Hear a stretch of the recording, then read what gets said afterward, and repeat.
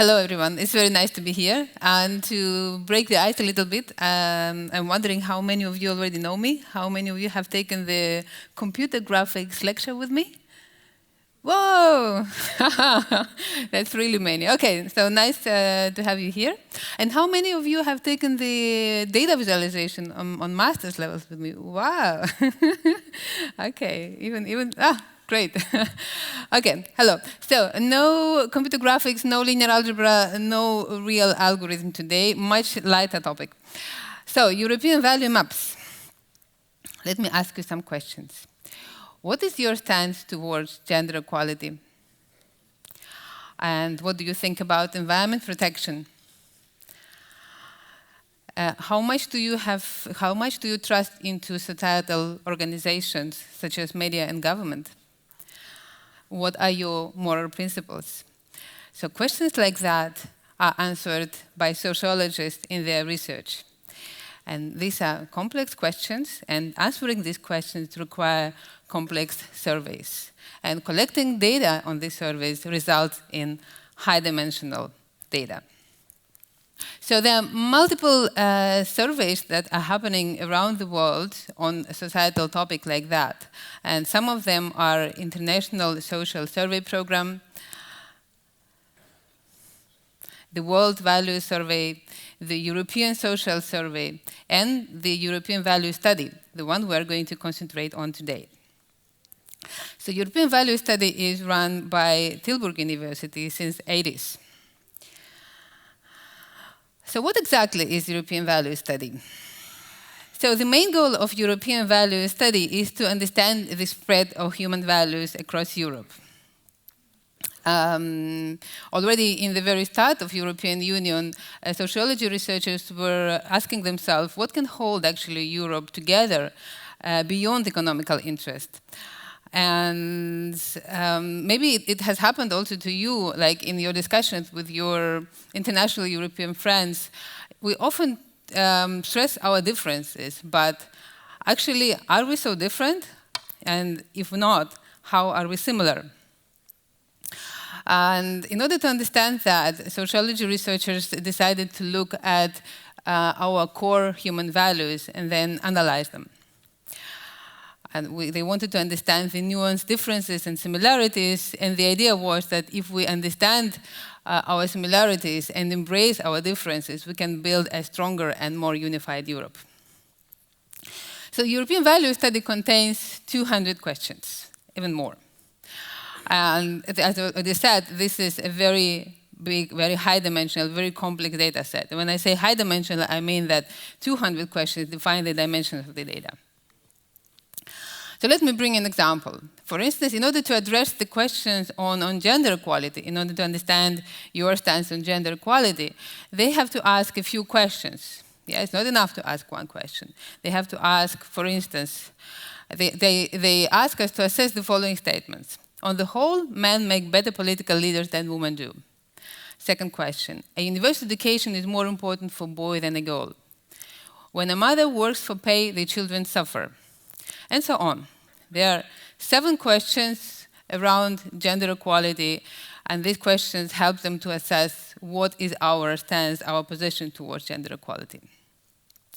So the survey asked to assess those questions on scale from strongly disagree to strongly agree, and this results in a 7-dimensional table, table with seven dimensions. So there is a daughter project of European Value Study, which is called the European Value Atlas.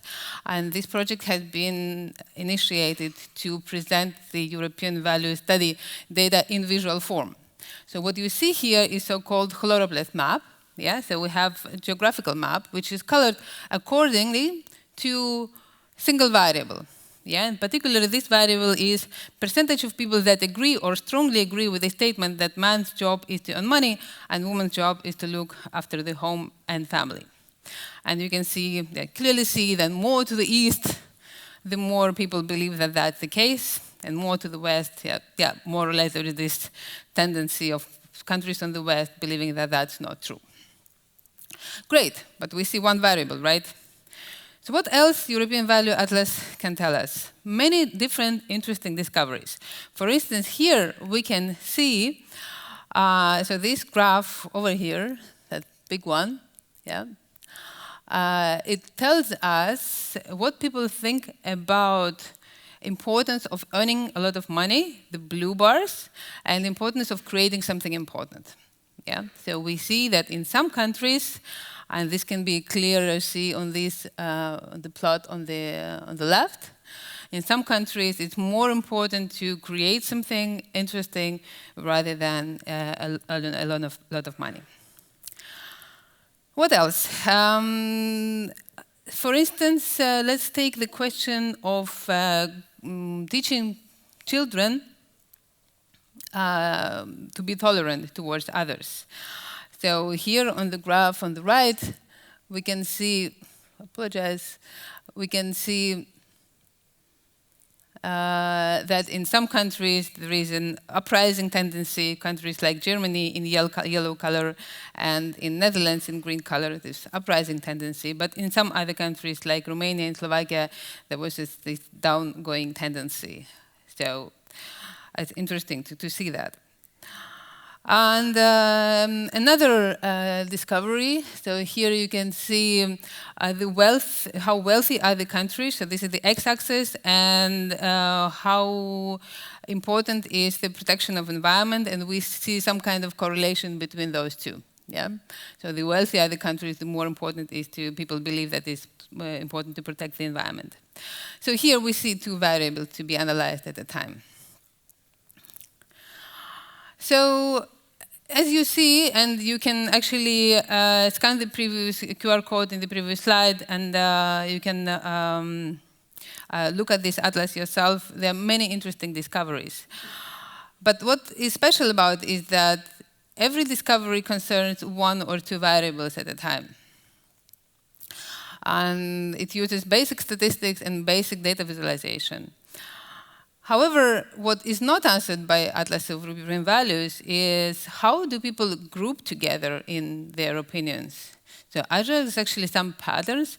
Are we somehow similar in Europe beyond geographic borders? And then as data scientist and data visualization researcher, I'm asking myself, can we apply other data visualization and data analysis methods to discover more in the European value study data? And in the end, which visualization method would I apply to this data set in order to communicate the findings to general public? Because actually, I want to talk about values to general audience and not to computer scientists. So let me talk a little bit more about maps themselves. So the maps the map you have seen before, the choropleth map. Here we show one variable, as I said, at a time. You can do it in a different way. For instance, here we see results of elections, and the results are shown just by a label.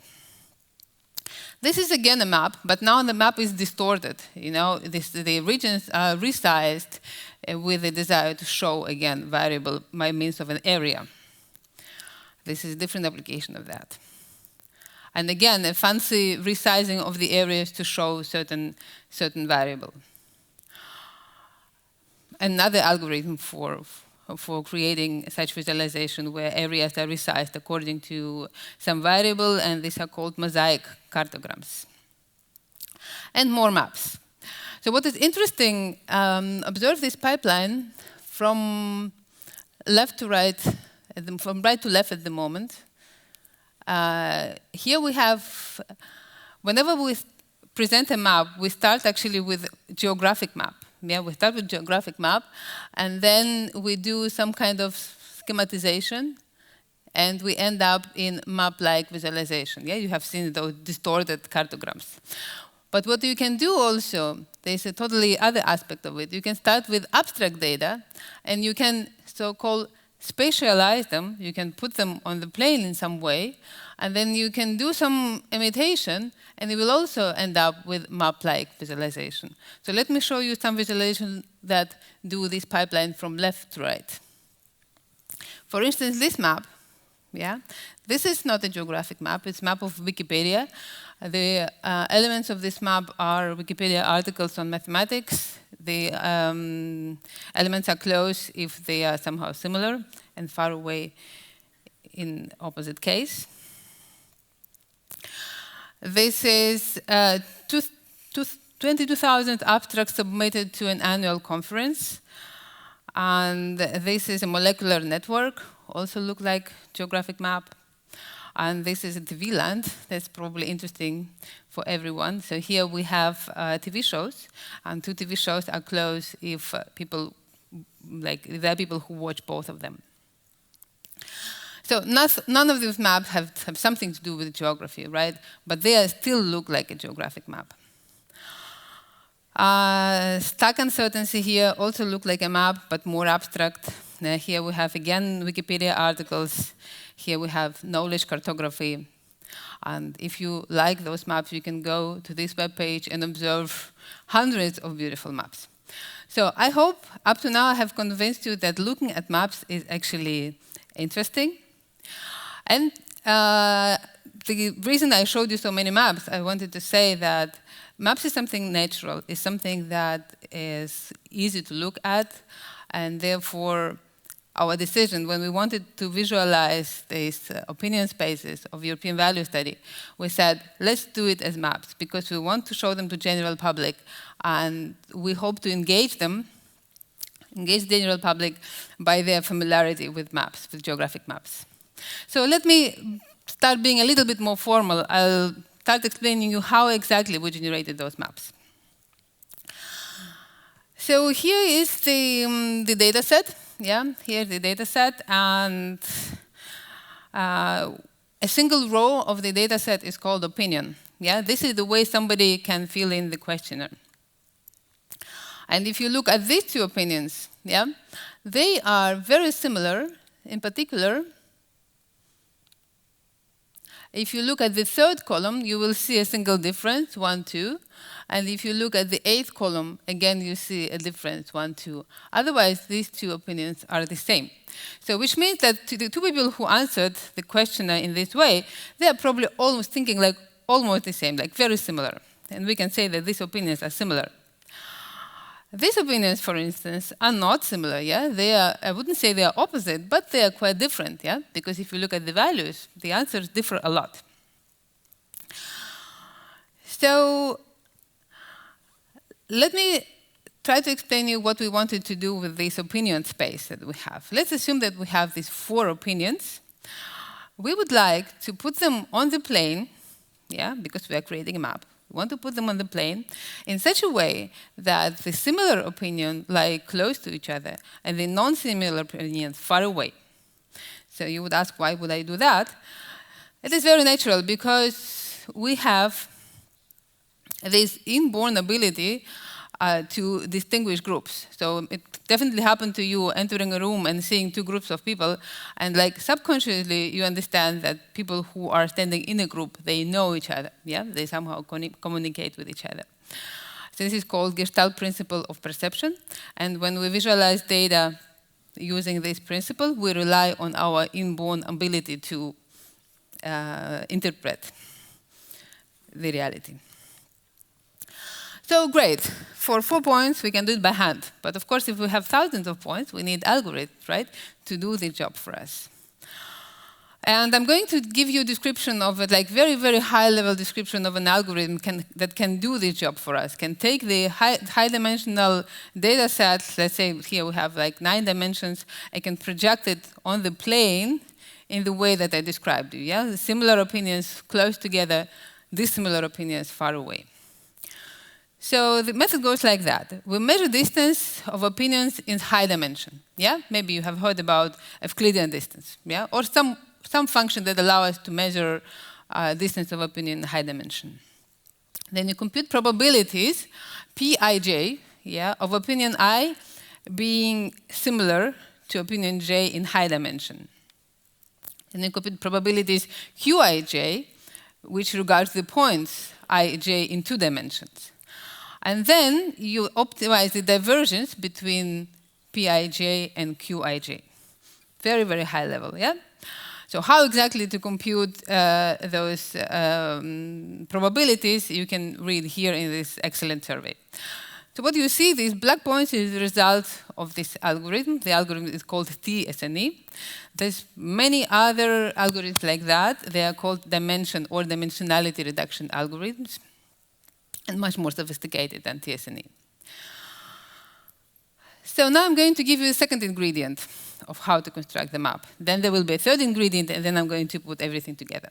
So the second ingredient is the clustering. And the clustering does as follows. So it starts with a high-dimensional table. Again, high-dimensional table. And the next step is the result of the clustering algorithm is that I have partitioned this high-dimensional set into disjoint subsets. Yeah? And the goal of this partitioning is that the opinions within a set are more similar than opinions between the sets. Relatively more similar. Yeah? And I'm going to describe you a single method that is doing this job. But again, there are many different methods of implementing clustering. And most probably many of you know them. So method k-means randomly selects centroids. So these are opinions in k dimension positioned randomly, where the number of centroids is given by the user. Then calculates distances from all the data points to these centroids. Then assigns data points to the closest centroid. And then finds the new centroids by taking the mean of all data points in each cluster, and then repeats the steps 2, 3, and 4 until the method converges. And let us look at this video that actually shows you how this process is happening. So now it is replaying several times. Yeah, replaying again. So this is how k-means is functioning. But of course, there are many other clustering methods that we could equally apply here. And k-mean explained is here.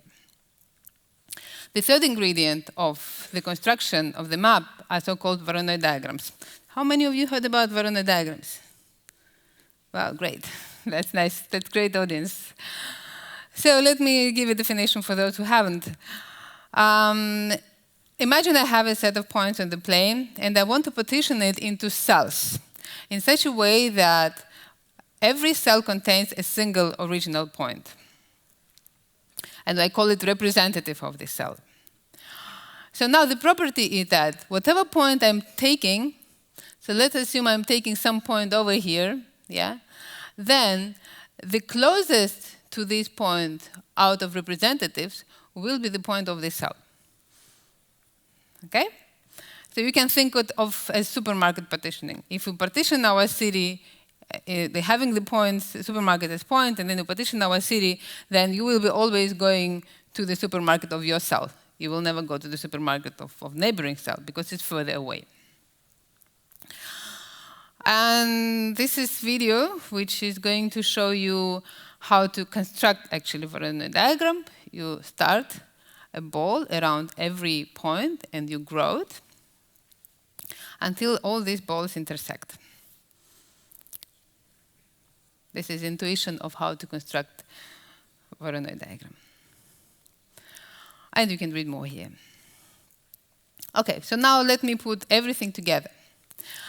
We start with high-dimensional data. We apply dimension reduction. This is the result of dimension reduction. In parallel, independently, we apply clustering method, and we get our clustering. Now we combine these two, so which means that we color the points as our clustering says. Yeah? And finally, the final step is we are creating the polygons using the Voronoi diagram. So I'm not telling you the whole story here, because just applying a Voronoi diagram is not enough. You still have to come up with an interesting way to cut off the polygons on the outside part. But these are like technical details. So let me give you a real example. So we have 7 questions on private morality. Let me try to go further away from that and see if it works. So assume you have 7 questions on private morality, and one of them is divorce justified? And we have 34,000 of complete responses. I want to say that we only look at the complete responses, because if our responses are incomplete, we don't have a way to measure distance between them. Yeah, so we filter the incomplete responses out. And we apply dimension reduction. So these are 34,000 points. And when we apply clustering, nope. We apply clustering, and finally, we compute map using the Voronoi diagram. So this is the result of the map, of this whole pipeline and algorithm. And again, let me go back to the question, why maps? So you will ask me, I could stay at this stage where I have colored points, yeah, also perfectly, all the data are there. Why would I do these Voronoi diagrams around and come up with the polygons? And my answer is, that's not something that I believe. Like, I personally believe it's nicer to see the polygons and to see something which is really map-like. But there is research in that which says that people enjoy and remember maps way better than they do with the scatter plots. And of course, this is justified by the final goal. We want people to engage and enjoy the maps, and therefore we go with polygons and not just with scatter plot. So now I have a question to you. Of course, beautiful map, yeah? But is it useful at all, yeah? Or useless? So as it is, of course, it is useless, right? So what are some dots on the plane, some polygon around, looks beautiful, but what to do with it? And therefore, to make it somehow useful, we made interactive maps out of them. And the main interaction that you will see, I will do a small demo, is that you can click on a cluster, and then you can see the way that people answered questions in that cluster. So you can start building hypotheses on what this cluster is about. And then we contacted our sociology collaborators and asked them to, using this interaction, to look at the clusters and to interpret them. And so what they did, they came up with a description of clusters and with the titles for every cluster. And for instance, if you see the purple cluster tolerant, and this cluster has the following description. This cluster consists of people that are the most approving of the subjects. At least 80% of the people justify homosexuality, divorce, abortion, euthanasia, and casual sex.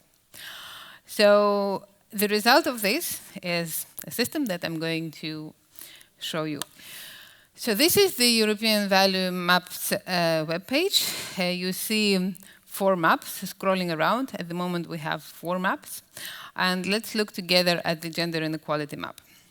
So this is the map on gender inequality, and here you can go and read more about this map. You can read the questions that have been used to construct this map. And if you click on a cluster, as I said, for instance, let's click on the family-oriented cluster.